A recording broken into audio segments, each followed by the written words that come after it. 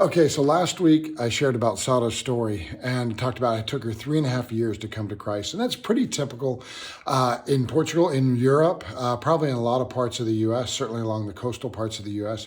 That's pretty typical.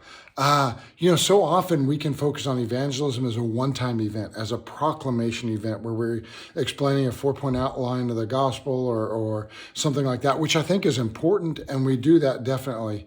But if that is the extent of our evangelism, we're going to be hurting, because what we're finding in this postmodern world, more and more post-Christian world, is that people need to see the gospel lived out. They need to see what difference a relationship with Jesus makes in how I conduct my other relationships, of how I go about my workplace, how I go about school, other things in life.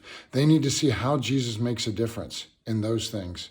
And that really can only come in the context of a relationship and the context of ongoing relationships and community. So what we really strive to do here in Portugal is proclaim the gospel, but also not see it as an event, but as a whole long, I like to say, not seeing it as a picture, a one-time event, but as a movie that goes on for a while. And we're trying to make sure that non-Christians get a chance to process the gospel in the context of community with other Christians as they do it. And Sada is an example of that. And I think that's a great example of really what we're striving for in Europe when we talk about evangelism. And I think the way it's going to end up being more and more, and needs to be more and more, in the U.S., and certainly now and certainly in the years ahead. Again, that doesn't discount proclaiming the gospel, but we also need to make sure people see it lived out in the context of relationships.